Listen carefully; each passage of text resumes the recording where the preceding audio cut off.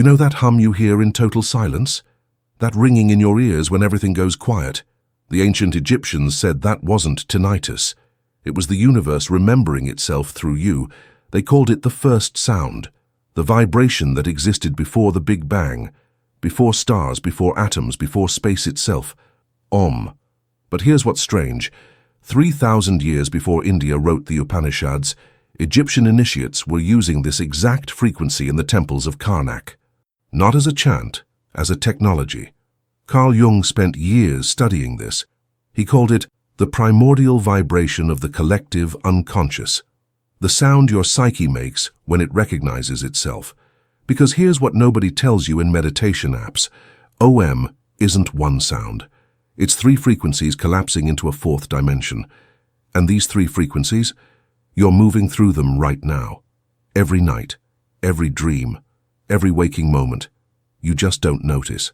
Waking reality. Dream reality. The void of deep sleep. 3 states your consciousness cycles through on autopilot. But the mystery schools taught something else, a 4th state they refused to name. The Egyptians called it the dweller in eternity. The Vedas called it Turiya. Alan Watts called it the space between your thoughts. It's the awareness that watches all 3 states happen, the observer that never sleeps, never dreams, never wakes, just witnesses. And when you understand this, really understand it, something breaks open, because you realize you're not the person having the experience, you're the space where experience happens. In this video, you're going to discover why OM is vibrational mathematics, not spirituality. How neuroscience is now proving these 3 states create your sense of identity, and it's all an illusion, and what that 4th state actually reveals about the nature of consciousness itself. But we need to start with something most people get wrong about reality. Because if you don't understand this, everything else is just philosophy. Let me ask you something. Right now, as you're watching this, what's happening in your brain? Neurons are firing. Electrical impulses are cascading through neural networks. Your visual cortex is decoding pixels into meaning. Your auditory system is translating sound waves into language. But here's the question that stumped neuroscience for decades. Where is the you that's experiencing all of this? They call it the hard problem of consciousness. You can map every neuron, track every synapse, but you can never find the observer, the one who's aware that awareness is happening. David Bohm, the quantum physicist, said consciousness isn't produced by the brain. The brain is like a radio receiver. Consciousness is the signal. And OM? That's the frequency the radio is tuned to. Thoth understood this 5,000 years ago. In the Hermetic texts he wrote, "The all is mind, the universe is mental." Not that everything is in your mind. That your mind is a localized expression of a universal field of consciousness. And that field has a fundamental frequency, a base vibration from which everything else emerges. Modern physics calls it the zero-point field. The quantum vacuum that isn't actually empty, it's seething with potential energy, vibrating at frequencies we're only beginning to measure. The ancients called it Om, the sound of the void creating itself. But here's where it gets interesting. OM isn't just one note. When you actually sound it, deeply, correctly, it moves through 3 distinct phases. A, O, M. And each phase corresponds to something you experience every single day, but experience unconsciously. Let me show you what I mean. Right now, you're in what the Upanishads call Jagrat, the waking state. You're aware of your body sitting or standing somewhere. You're aware of this screen in front of you. You're aware of thoughts moving through your mind. There's a you here, an observer, and there's a world out there, the observed, subject and object, split, separated. This is the first state, the one we think is the only state, the one we build our entire identity around. When you sound the AH of OM, that open, expansive vowel, you're resonating with this state. The frequency of matter appearing solid, of separation appearing real. But notice something. Where do you feel that AH vibration when you sound it? In your chest, in your heart center. It's a low, grounding resonance. The Egyptians knew this. They called the heart the seat of consciousness, not the brain. The heart was where individual awareness touched universal awareness. And in this waking state, that's exactly what's happening. You're a localized point of consciousness experiencing itself as separate, as an individual, as a body moving through space and time. But here's what the initiates discovered.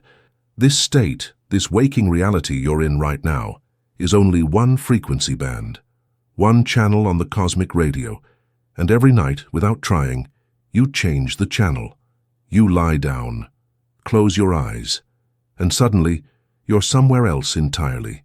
You're flying over a city that doesn't exist, or talking to someone who died years ago, or sitting in a classroom taking a test you never studied for. This is swapna, the dream state. And think about how strange this is. In the dream, that reality is completely real. You don't think this is a dream. You experience it as reality. You have a body in the dream. Different physics, different rules, but there's still a you there, still an observer experiencing a world. When you sound the OU of OM, that transitional flowing sound, you're resonating with this state, the frequency of the subtle realms, where form is malleable, where imagination becomes experience. And where do you feel that OO vibration? In your throat, in your vocal cords. It's a rising bridge-like frequency. The Hermetic texts call this the realm of formation, where thoughts begin to crystallize into form but haven't fully condensed yet. It's why dreams feel so fluid, why you can fly, why physics breaks, why time doesn't work. You're in a frequency band where consciousness shapes reality more directly. But here's the thing that should blow your mind. What's the difference between the waking state and the dream state? When you're dreaming, it's real. Completely real. You feel emotions, fear, joy, pain, your heart races, you sweat. Only when you wake up do you say, "Oh, that was just a dream." But what if I told you the waking state is exactly the same thing? Just a more stable dream, a more consistent one, a shared one. The Gnostics called this material reality the dream of the demiurge, a consensus hallucination, a frequency band we've all agreed to tune into. Not that it's false, but that it's one layer of a multi-dimensional reality, one frequency in an infinite spectrum. And then there's a third frequency, deeper than both waking and dreaming, where even the dreamer disappears. The dream dissolves, and you enter something neuroscience calls slow-wave sleep. The Upanishads call it sushupti. In this state, there are no dreams, no thoughts, no images, no sense of self, just nothing. Total darkness, complete absence. But here's what's bizarre. You didn't die, because when you wake up you say, "I slept deeply. I feel rested." Who is this I that experienced nothing? Who witnessed the absence of experience? When you sound the MM of OM, that sealed internal hum, you're resonating with this state, the frequency of dissolution, where subject and object collapse into unity. And where do you feel that MM? Inside your skull, between your eyes, at the crown of your head. It's a vibration that doesn't escape. It reverberates inward. The Egyptians called this entering the chamber of the gods, the inner sanctum, where individual consciousness touches the source. In deep sleep you taste death every single night, but without fear, because there's no ego present to be afraid. Neuroscientists have studied this state extensively. They call it the default mode network shutting down. That's the part of your brain that generates your sense of self, your narrative identity. I am this person with this history, this name, this story. In deep sleep, that network goes offline. And what remains? Pure awareness, unmodified, unconditioned, but unconscious. This is the great irony. The state closest to truth is the one where you're least aware. And this is why the Upanishads don't stop here, because there's something else, something that isn't waking, isn't dreaming, isn't sleeping, but is present in all three. Most people think that's it. 3 states on a loop until you die. But the ancient mystery schools, Egyptian, Vedic, Gnostic, all pointed to something else. A 4th dimension of consciousness. The Upanishads call it Turiya. The Egyptians called it the witness who never blinks. Carl Jung called it the self with a capital S. The Taoists call it the uncarved block. Here's where language breaks down. Because Turiya isn't a state you enter, it's what you've always been. Let me give you a metaphor. Imagine a movie theater. On the screen, there's a story unfolding. Characters are born. They suffer, they love, they die. Kingdoms rise and fall. The audience is captivated. They laugh, they cry, they grip their seats in suspense. But the screen remains unchanged, unaffected. Every drama plays out on it, but none of it marks the screen permanently. The three states, waking, dreaming, sleeping, are the movie. Turiya is the screen. You are not the character in the movie. You are the screen on which the character appears. Or think of it this way. You're listening to music on the radio. Different songs play, different genres, different emotions. But the radio itself, the radio doesn't become jazz or rock or classical. It simply allows those frequencies to pass through it. Turiya is the radio. The three states are the songs. And here's the realization that changes everything. You are not the song. You are the space through which the song plays. Rupert Sheldrake talks about morphic fields, invisible patterns that shape behavior and form. Consciousness is like that. It's not produced by your brain. Your brain is shaped by consciousness. You are not a person who sometimes becomes aware. You are awareness temporarily appearing as a person. And when you recognize this, not intellectually, but experientially, something shifts. You stop identifying with the passing states. And you rest in that which never changes. That's Turiya. Not a fourth state, but the ground of the other three. The awareness that witnesses waking, dreaming, and sleeping without being any of them. It's consciousness without an object. Pure subjectivity. The observer with nothing to observe but itself. And it's always been here. You've just been too busy watching the movie to notice the screen. So here's where it all comes together. When you sound OM, really sound it, not just mechanically chant it. You're doing something profound. You're moving through the entire spectrum of consciousness in one breath. Arch, the waking state, the manifest world. Form appearing solid. O, the dream state. The subtle realm. Form becoming fluid. Deep sleep, the causal void. Form dissolving into potential. And then silence. That moment after the before the next AH. That gap, that pause, that emptiness. That's Turiya. The Hermetic masters practiced something they called dwelling in the gap. Not meditating in the traditional sense, but becoming conscious of consciousness itself. Thoth taught that when you master this recognition, you don't just observe reality. You participate in creating it. Because here's the final truth. The three states aren't happening to you, they're happening in you. You are the field in which waking, dreaming, and sleeping arise and dissolve. Like waves in the ocean, the waves come and go, but the ocean remains. You are the ocean. Om is the sound the ocean makes when it recognizes itself. And when you chant Om consciously, when you move through those three frequencies with full awareness, you're remembering who you really are.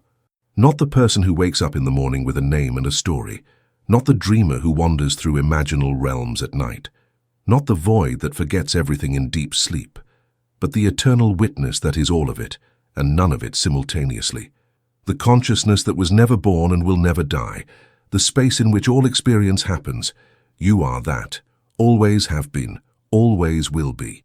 Now here's where we move from theory into direct experience. Because understanding this intellectually is one thing. Living it is something else entirely. For the next 7 nights, I want you to try something. It's simple, but it requires presence. Before you go to sleep, sit up in bed. Spine straight. Head level. Close your eyes. Take 3 deep breaths. Don't force anything. Just observe the breath moving in and out. Then sound Om 3 times, but not mechanically, with full body awareness. First time, focus on the AH. Feel where it vibrates. The chest, the heart. Let it expand outward like ripples on water. This is you acknowledging the waking world. Second time, focus on the OO. Feel it rise into your throat. Let it flow like a river moving upstream.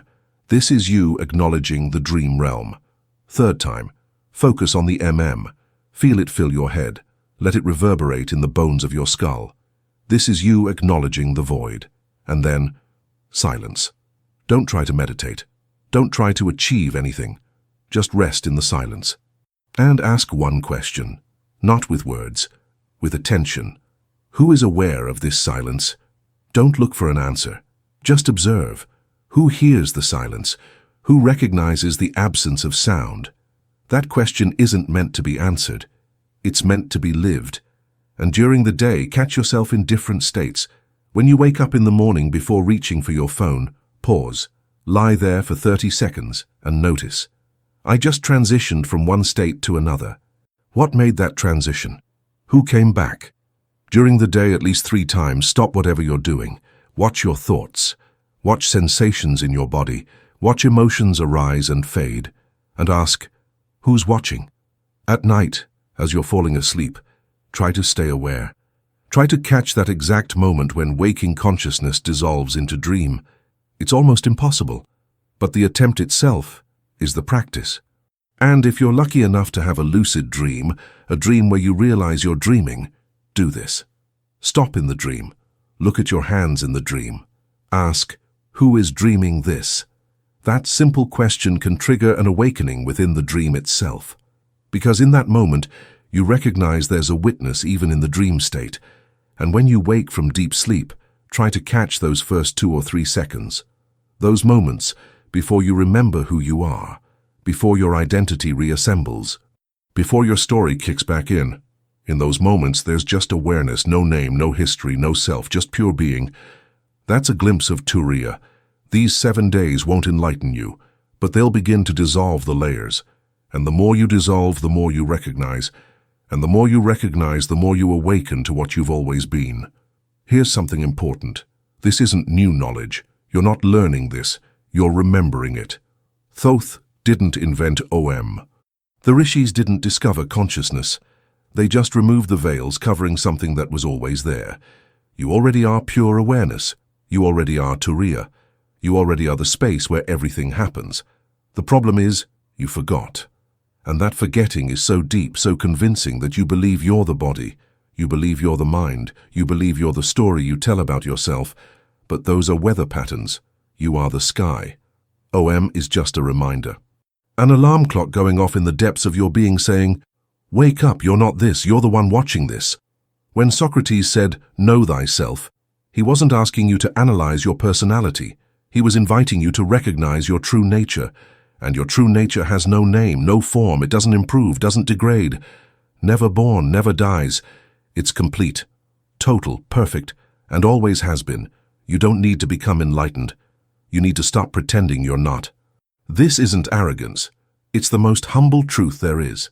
Because when you recognize your pure consciousness, you recognize everyone else is too. There's no separation, no me and you. Just consciousness experiencing itself through infinite perspectives. The Om you sound is the same Om vibrating in every atom of the universe. The same frequency spinning galaxies is the same frequency beating your heart. You're not separate from creation. You are creation recognizing itself. And when you understand that, not with your mind but with your entire being, you stop seeking, because you realize there was never anything to find. You were always what you were looking for. So here's the final invitation. Don't just observe reality, be it. When you sound OM over these next 7 days, don't sound it as someone asking the universe for something.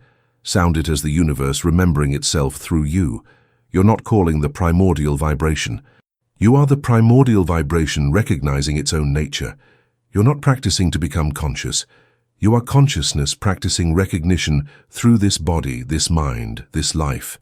And when you comment below, and this matters, don't comment as someone who learned something. Comment as someone who remembered. Write 3 words, no period, no explanation, no context. I am Om. But when you write it, don't write it with your fingers. Write it with your being. Write it knowing it's not an affirmation. It's a recognition, a signal between those who've awakened to what they always were. Because in this moment, there's no difference between you, me, Thoth, the rishis, and the consciousness pervading everything. There's only OM, vibrating eternally in everything, as everything, and you are that.